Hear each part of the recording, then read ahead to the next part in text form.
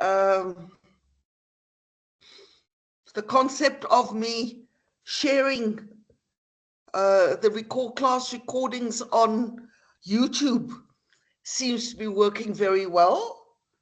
I can actually see how many views, how many people have downloaded and viewed the videos.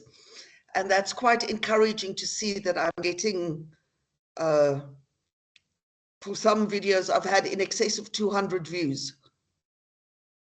Of course, it's not only for your class, the full-time students also have access to my videos, which is why I decided to go the route of uploading them onto YouTube.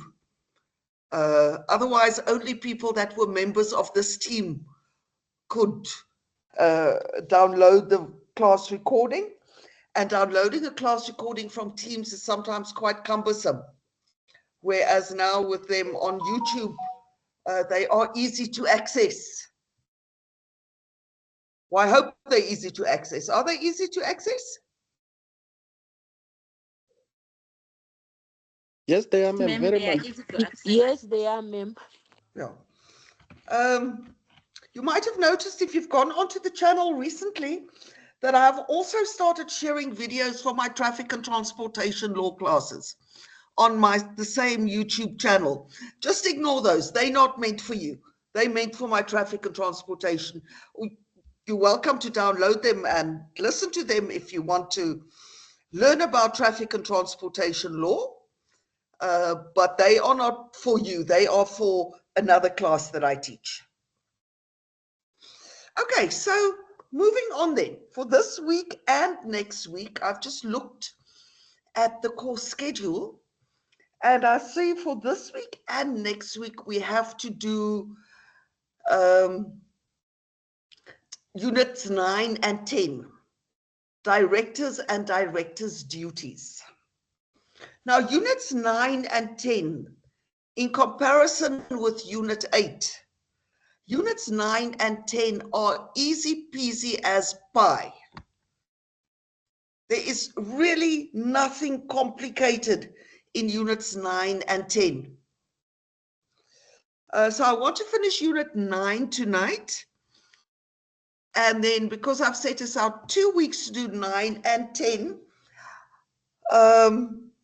Friday's institutional holiday and Monday is a public holiday. Now, I realize for those of you that are otherwise employed, Friday is an institutional holiday. That doesn't mean it's a holiday for you. You might have work, except for those of you who are also NUST employees. You know who I'm talking about, who I'm referring to. You also have a holiday on Friday. And then Monday, public holiday. So it's a long weekend. So for those of you that are taking a long weekend and wish to travel already on Friday, we will not have a class on Thursday evening. You can take Thursday evening off to prepare for the weekend, and if you're traveling and anything like that. Because we are well on schedule. Unit 10 also, that for next week, director's duties. Nothing particularly complicated about it. Okay, so let me just share my screen quickly.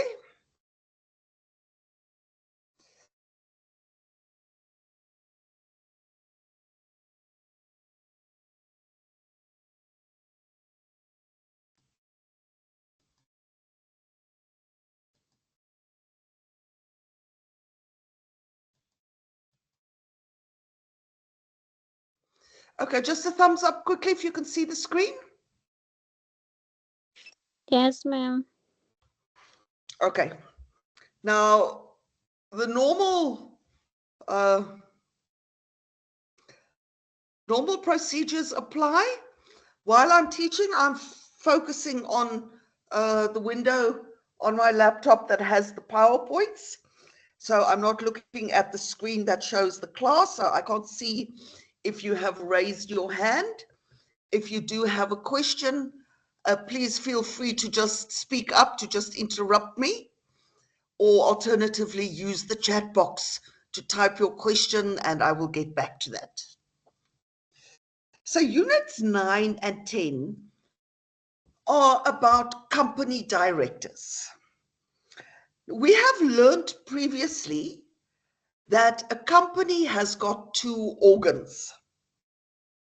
Organs of a company are like, as I explained it, the heart and the brains of the company. Without a heart and a brain, a human being cannot function.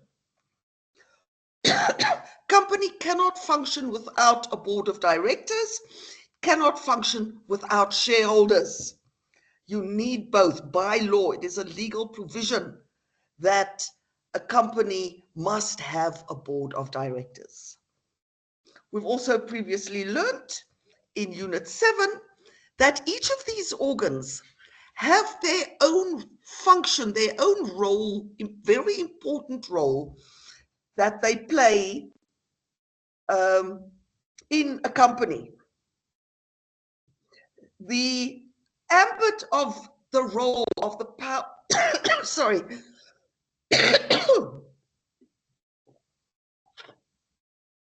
sorry about that.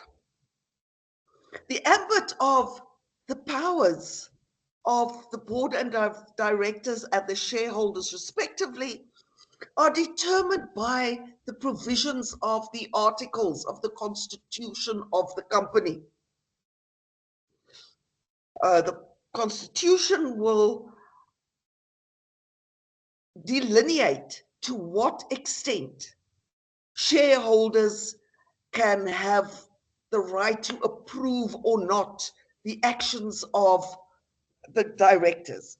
But the Companies Act states that there must be a board of directors that manages the company. So units 9 and 10, in unit 8, we looked at shareholders. How do they make decisions? Units 9 and 10 at directors.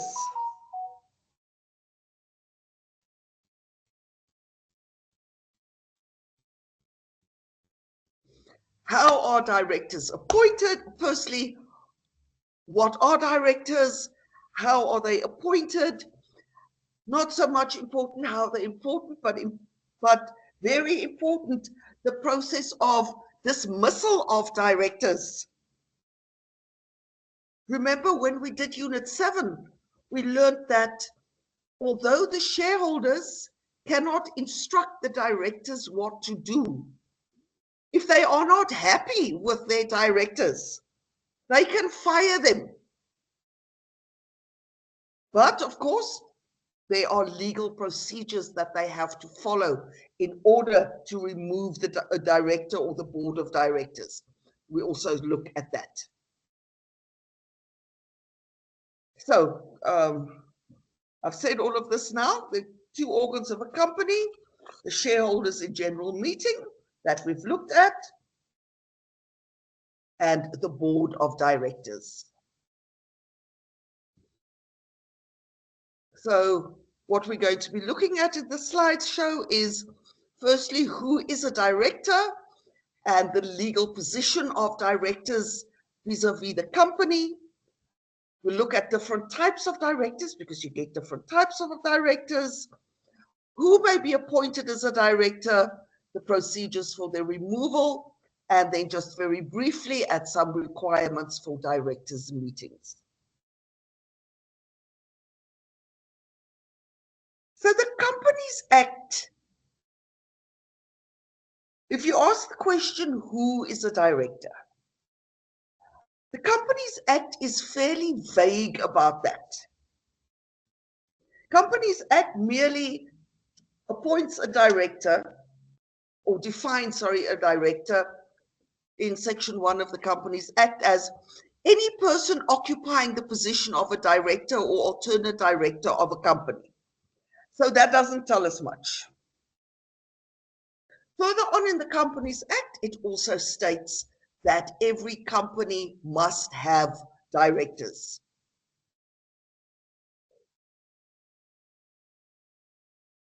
Two other important provisions of the Companies Act that you need to be aware of is, firstly, that a company commits an offense if it does not state the name and nationality of all its directors on all official correspondence.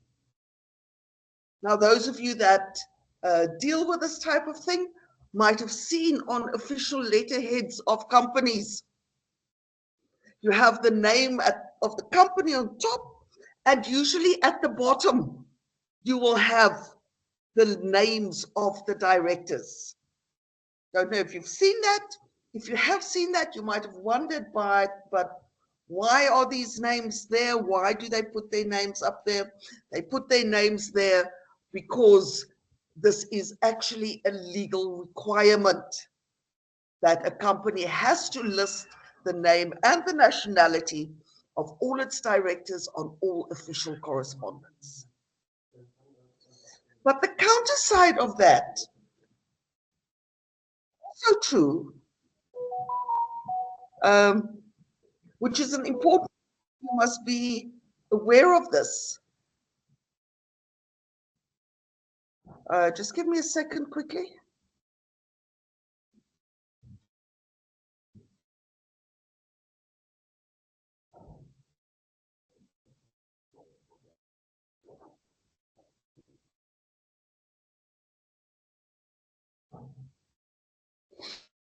Oh, I was just disrupted now by a student asking for the link, but I see I have shared it. So obviously students sometimes don't actually scroll up. Also don't quite know why they're asking that while I'm busy teaching. But that's besides the point. Company must publish the name of all directors on all official correspondence. But these people whose names are published must be directors. You cannot put a name there if this person has not been appointed as a director. In fact, the Companies Act states that it is an offense. And if the Companies Act says it is an offense, a company can actually be charged and can be made required to pay a fine if they don't comply with these provisions. So it's an offense not to publish state the names of the directors, but it is also an offense to publish the name of any person as a director when he or she is not a director or has not been validly appointed as a director.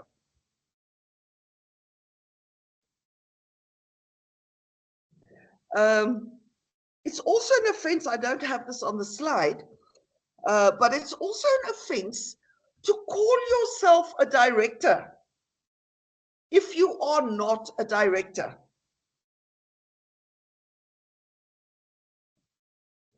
It can happen sometimes that somebody is perhaps freshly graduated, fresh out of university, feeling very proud of themselves. They've just gotten their first job at a little business somewhere, being the accountant or in charge of the finances. And suddenly they become all smart. I'm sure you've all seen these people before. They become all smart and they wear high heels and jewels. They think too much of themselves and they go around saying, oh, I'm the financial director. Next time you see somebody doing them, bring them down a peg or two and tell them, do you know what? You haven't been appointed as a director. You can't call yourself a director. And it's actually an offense and you can actually be fined for that.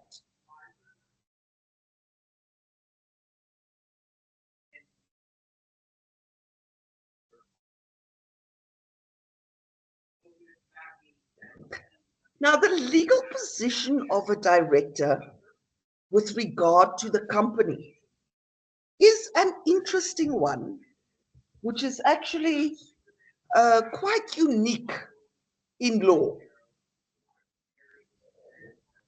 The appointment of a director does not automatically imply that that director stands in a contractual relationship with the company. A director is not automatically an employee of a company. It's important that you understand that. I'm going to get back to that as well. Furthermore, directors do not derive any rights in their position as director from the constitution of the company. We spoke about this previously when we were looking, I think it was in Unit 5, or was it Unit 3? Not sure now. When we looked at the constitution of the company and the legal relations that arise from the constitution, you already learned that the constitution of a company is a contract between the company and its directors, its members, company and its members, and between the respective members. But in your position as director of the company, you do not derive any rights from the constitution. Even if the constitution would state that Tangeni will be a director of the company for the rest of his life, if the shareholders decide to fire him as a director and they have followed the correct procedures, Tangeni would have no legal foot to stand on to remain as a director. Irrespective, it's as good as if that isn't in the Constitution. It shouldn't be in the Constitution because it's not enforceable. It can, however, happen that a director can also be an employee. So sometimes directors are merely appointed by way of a letter of appointment. That letter of appointment simply states you are a director, but does not give them any enforceable legal rights to remain in the position of director. In other instances, and this is the choice of the company or the person or whatever, in other instances, they can enter into a separate contract of employment.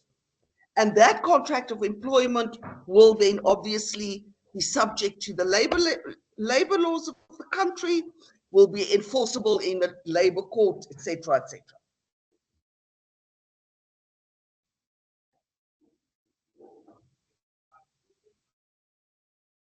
So we get different types of directors. Sometimes a company will appoint a person which is known as an alternate director. An alternate director is somebody who will stand in for a full-time director if that full-time permanent director is going to be absent from board meetings for a lengthy period of time, if they're going to be out of the country or whatever. A company, but not all companies do this, but your larger companies often do have somebody who's on standby for that matter, an alternate director. More importantly, and which can happen more often than an alternate director, is what is referred to as a de facto director. A de facto director is a person who is not legally appointed as a director, but who is treated as such. De facto directors can be,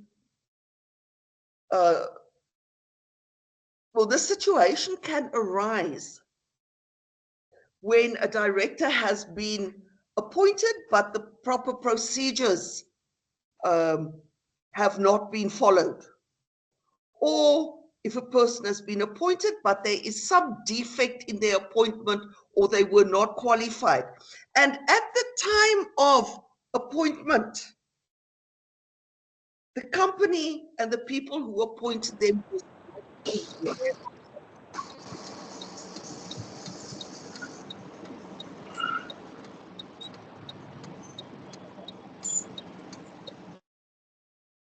Please keep your mics muted.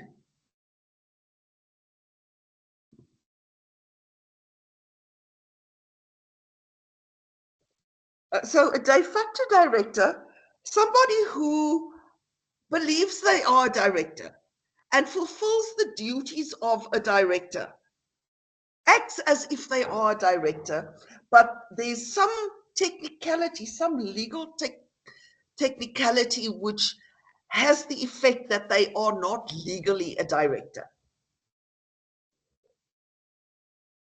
If you were listening to me previously, you will realize that that can be problematic.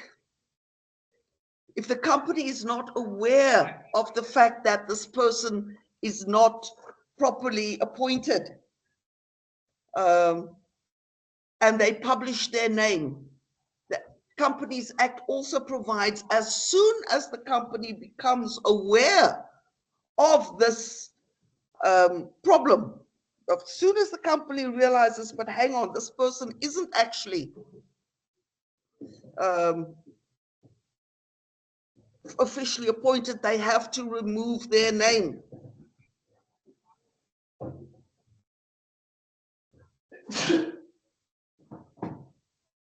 Oops, sorry. And then the most important distinction is the distinction between executive and non-executive directors. Executive directors are employees of the company. So this one there can enter into a separate contract of employment.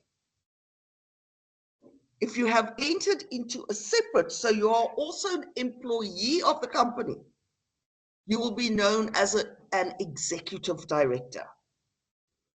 If you are not an employee of the company, you are known as a non-executive director. Now, in terms of the principles of corporate governance, we don't do corporate governance in detail, but you will come across this, perhaps not this year, but I think only in your third year, in auditing. When you do corporate governance, you do corporate governance in auditing. And then you're going to get back to this, executive, non-executive directors. Remember what I taught you in company law, because it's going to eventually make auditing a lot easier for you, because there's a lot of repetition. In terms of the relevant codes for corporate governance, companies, specifically public companies, must have a certain number of non-executive directors. And the chairperson of the board should be an independent non-executive director. The reason behind this is the belief that non-executive directors will be prepared to speak up if they see that things are going wrong in the company. Non-executive directors get paid to attend meetings, they get a sitting fee, but this is not their bread and butter, this is not their main job. An executive director might be tempted. Humans are humans, this is human nature. An executive director might be tempted to rather keep quiet than jeopardize their bread and butter, than jeopardize their job. The reasoning is non-executive directors have a wider perspective because they're from outside the company, they have a broader view of things, and they will be prepared to speak up if the company is not being managed properly. The wrong things are being done because they're not dependent, their livelihood doesn't depend on the company. A personal example of that, I was quite so many years ago by now, but I was for a number of years I served as a non-executive director on the board of directors of the Roads Authority. I didn't work for the Roads Authority. I worked for NUST, the Polytechnic at that stage. But I served on the board of directors of the Roads Authority. I was a non-executive director. Any questions so far?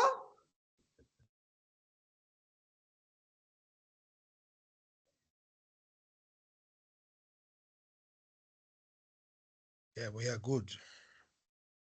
I'm missing some of my usual faces, my people that normally come up with the questions. Don't be shy. Please remember, please ask questions.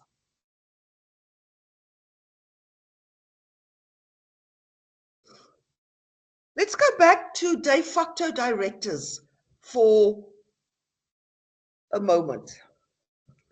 De facto directors, a person who is not legally a director, but who is treated as such, who acts as such and is treated as such by the company. Now, any irregular appointment, as soon as the company finds out that there was an irregularity in the appointment, this appointment can be set aside. But now the question arises, before that appointment was set aside, what happens if this director acted on behalf of the company? Strictly speaking, let's just get a name here. Let's say, because I need you to understand this, let's say the constitution of a company states that contracts must be signed by 2 directors. And Maria and Maxwell signed this contract. And the third party has got no reason to doubt their authority, whether they are authorized or not. It subsequently turns out that there was some problem with Maria's appointment. Let's say, just so you can understand that, let's say the Constitution says there must be a special resolution. But at the meeting where Maria was appointed, the people that counted the votes counted incorrectly. And they believed she got the necessary 75% majority, but their maths wasn't that good. So because the resolution wasn't actually valid, Maria is not actually a director. And going back to the law of agency that you did in Introduction to Law, an agent can only bind a principal if the agent is authorized. If Maria was not properly appointed, her appointment was invalid. She is not authorized, she isn't a director, so she does not have the authority that comes with being a director. So she was not authorized to represent the company. So strictly speaking, in terms of the law of agency, that contract that she entered into will not be binding on the company because there was no authority. However, this is business, and sometimes the law has to bring in provisions to make sure that business continues. The Companies Act therefore provides that any act of a director is valid despite any defect in connection with his or her appointment or qualification that might afterwards be discovered. That sentence there, that might afterwards be discovered, is important. So anything done by Maria will be valid and will bind the company despite the defect in her appointment. Companies Act further states that it may be assumed that a person who appears to be properly appointed may validly act in that capacity. If you are an outsider and you're entering into a contract with a company, and you've seen the letterhead, these people have been introduced to you as the directors of the company, the name is on the letterhead, everything. As third party, you don't have to go and ask for the minutes of the meeting that appointed her and go and check that they counted the votes correctly and make sure that this was a proper appointment. If somebody that appears to be properly appointed on service level acts in that capacity, an outsider may assume that they are validly appointed.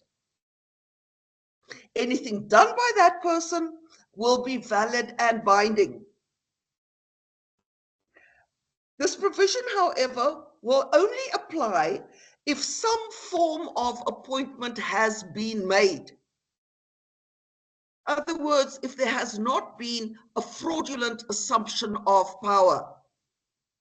This does not apply if there was no meeting, this person was never appointed, but this person has just jumped in and called himself a director and started acting as such.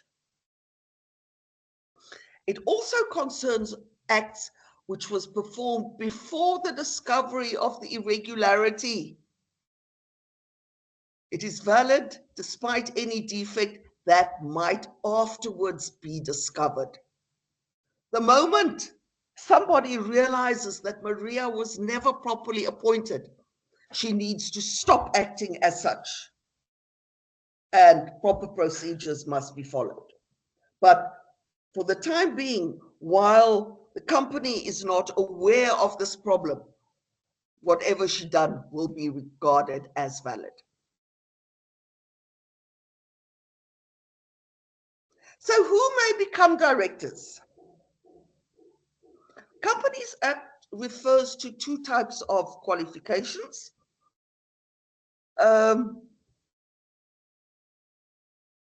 Share qualification and statutory disqualification.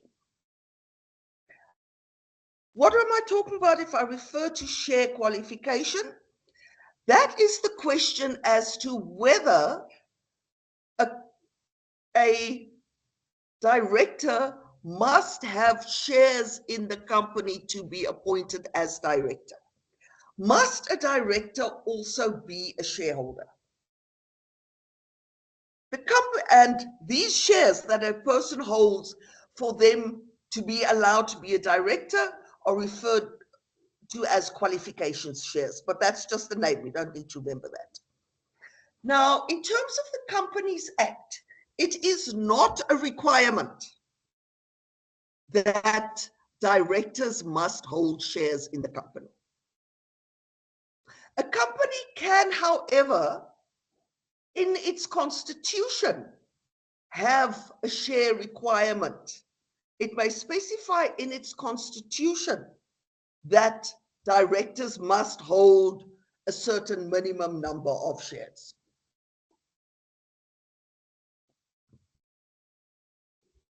If a person is then appointed, if the company's constitution requires qualification shares, and a person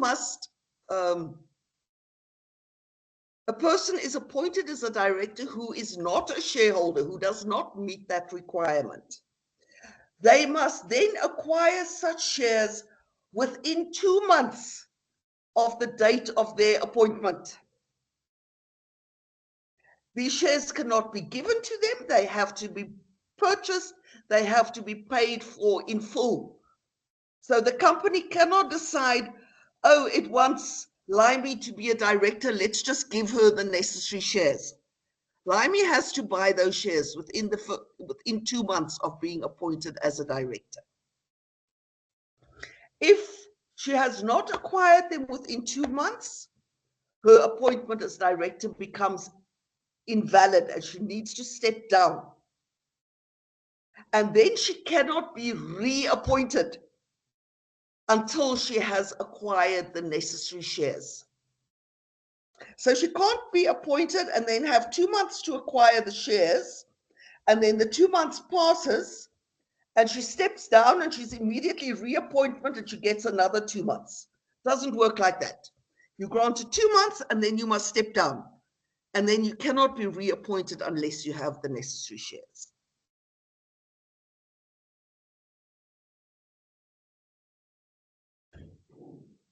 It is not, as I've however said, a statute. The Companies Act does not require directors to be shareholders. That is up to each individual company to decide that in their constitution. The Companies Act does have, however, provisions about who may not be directors.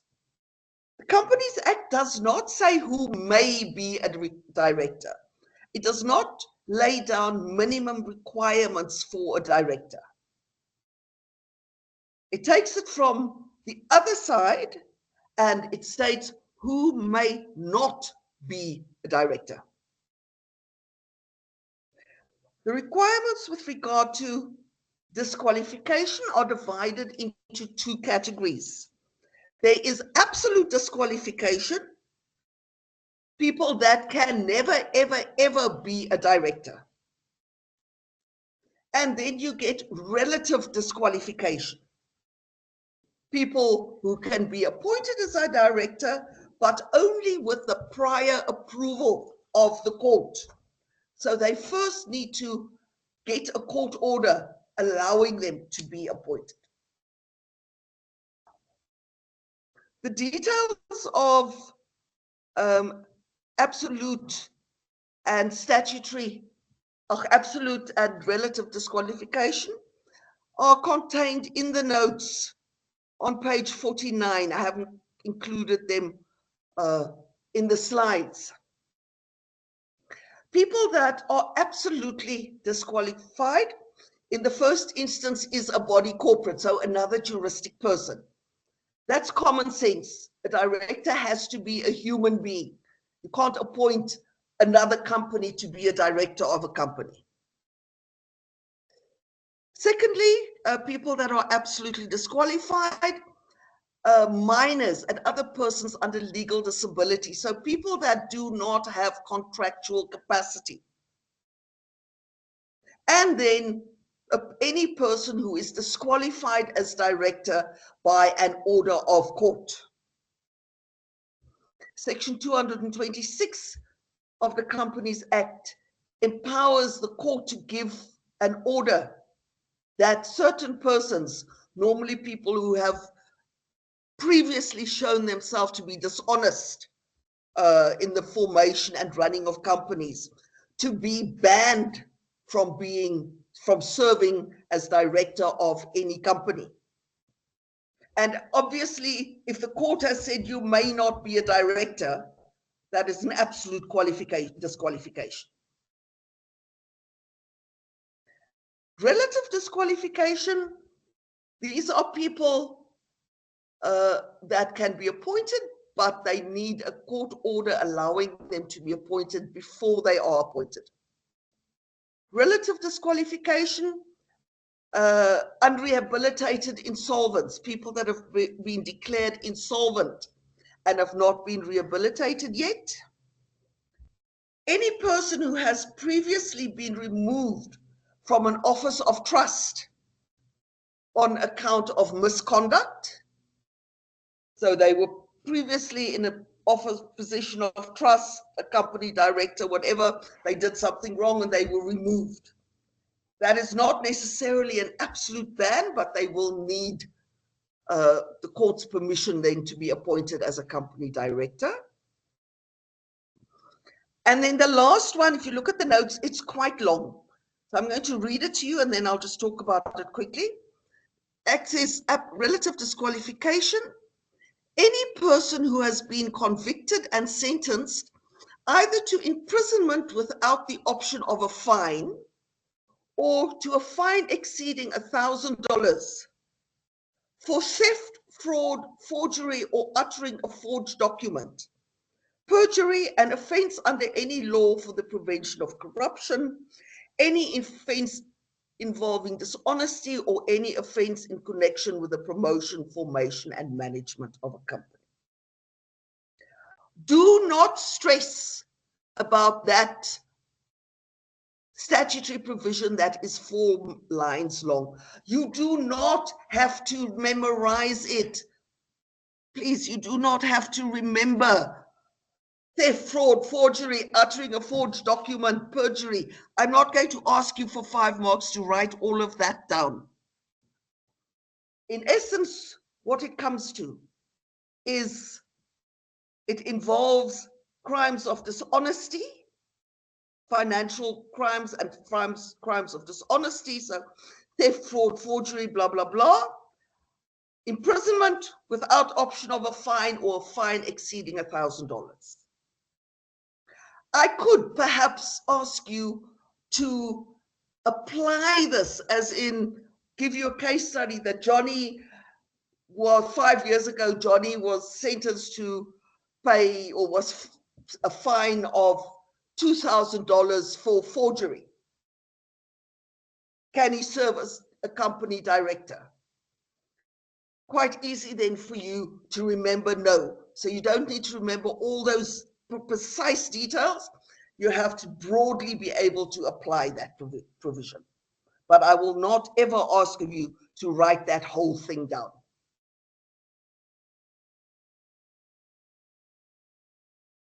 Any questions?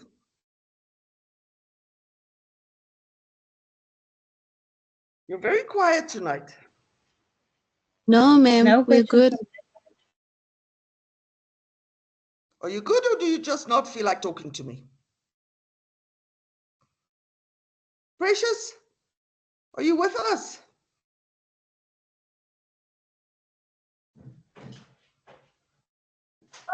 Yes, ma'am.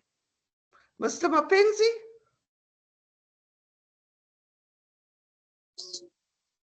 We are fine, ma'am. Okay, well, everything- I did say this isn't a very difficult unit, so maybe that's the reason why you're so quiet. So those are the requirements for somebody appointed as a director. How do you remove directors? Directors can be removed in one of 2 manners.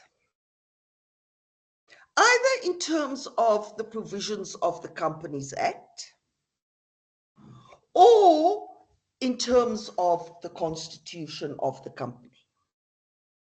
What that means is that a company is welcome to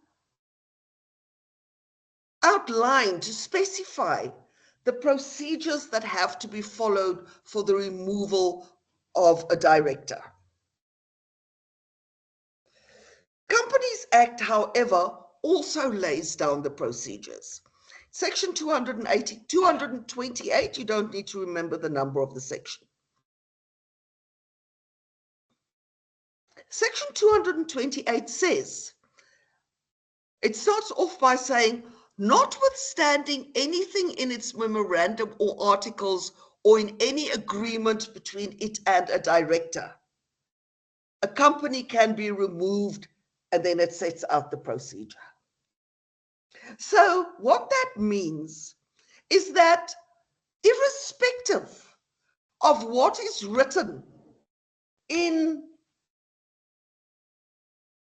the constitution of the company, or even in a contract with that individual director, shareholders can always revert to the provisions of the Act if they want to remove a director. So if the company has got a contract with Monique, let's say the company has got Monique was appointed as a director, and she enters into a contract with the company which states that she will remain a director for 5 years. Irrespective of that contract, if earlier than the 5 years, if after a year or whenever the shareholders decide they want to remove her as a director, they can do so in terms of the provisions of the Act. If, however, Monique had a contract with the company stating that she will be a director for 5 years, and they remove her after 2 years, she has no legal foot to stand on. Sydney, I'm going to be with you in a moment. She will have no legal foot to stand on to be reinstated for the remaining 3 years. But it will be breach of contract, and she would potentially have a claim for damages in terms of breach of contract. Introduction to law. Sydney, your hand was up. You wanted to ask something?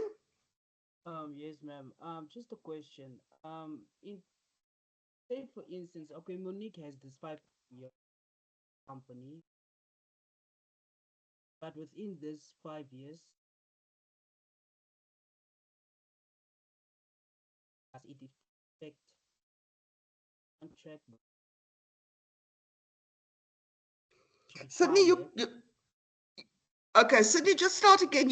I lost you. You were cutting out. I'm saying, so Monique has this 5 year contract with the company now for being a director. So in this 5 years that she's doing, let's say in the second or third year that she's convicted of a crime, she's convicted for a criminal offense or something. Does this affect her contract with the company in terms of being director?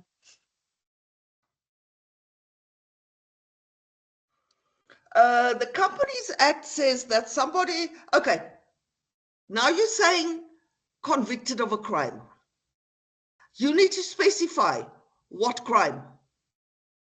If after 3 years she stabs her husband with a knife and is convicted. Let's say that crime. Let's say that one. Yes. Nothing to do with the company. It's her it's a personal thing. Would that affect? It will not affect her, or it will not automatically affect her appointment as director. If the company then feels, but hang on, we don't want a person that does that type of thing as serving on our board of directors, the company can follow the procedures in section 228 to remove her. And in that instance, whether she will be allowed to rely on her contract and claim damages, I doubt whether she will succeed, because that would have been a valid reason to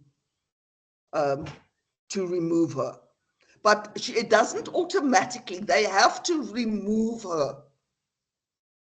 If, however, she is within that period of time convicted of a crime that falls in that long passage that I read just now.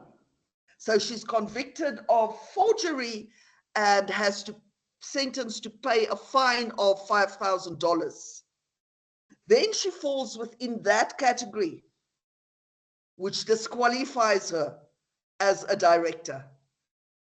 And if the company then really wants her to stay, she will have to get a court order permitting her to stay.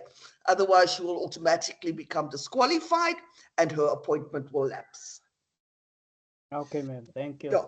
Which is why I asked you what type of crime. Because if she steals money, she won't be able to remain as a director. If she kills her husband, she will. Okay, ma'am. But of course, Monique isn't going to be doing either of those. But just by way of example, Monique. Okay, so what are the procedures? Very easy. First of all, and this you already know, because we did this in Unit 8. If the purpose of the meeting is the removal of a director, The notice period, remember the notice period is, the notice is the invitation to the meeting. It must be sent out 28 days before the date of clear days before the meeting. So special notice is required. At the meeting, however, and remember this, at the meeting, in order to remove a director, you only need an ordinary resolution. So a 50% majority. The director who stands to be removed must, at the time that the notice is sent out, must be informed, must receive a copy of the proposed resolution, and must, during that 28-day period, have be granted the opportunity to make written representations, to write a letter, write reasons why they should not be removed, which must then be circulated to all the shareholders. They are also allowed to personally address the meeting and state why they should not be removed. But if there was 28 days notice and they were given a copy, they were informed and given the opportunity to state their side of the story, then the requirement is only that an ordinary resolution is necessary. These provisions, however, go hand in hand with whatever is contained in the company's articles. So, in fact, in order to remove directors, shareholders have a choice. They can either follow the procedures set out in section 228, or they can follow what is in the constitution of the company. Okay, and then directors' meetings. Just very briefly, directors must keep minutes of their meetings. They can also, like shareholders, make decisions by way of unanimous assent. That's when they all agree without a formal meeting. Or sometimes, and this has become a lot more common with the advent of the internet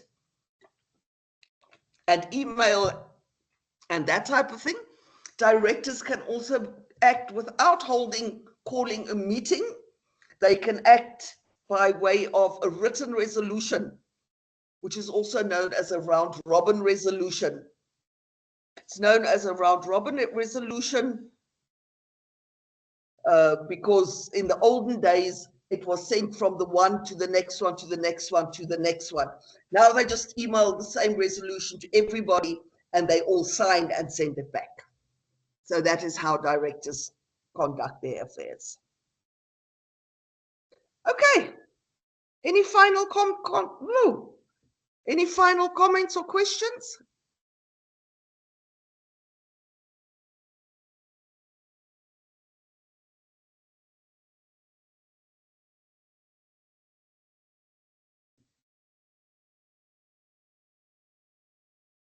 Next week, we will then look at directors' duties, common law duties of directors. The main common law duty of directors is the fiduciary duty, the duty of good faith, which I don't even need to teach to you because you already studied that when we did partnerships last semester. Okay, thank you. Have a wonderful rest of the week. If you're traveling over the weekend, please stay safe. Thank you, Miss. Be Thank blessed. you, ma'am. You too. Thank you, ma'am. Thank you, ma'am. Bye. Bye.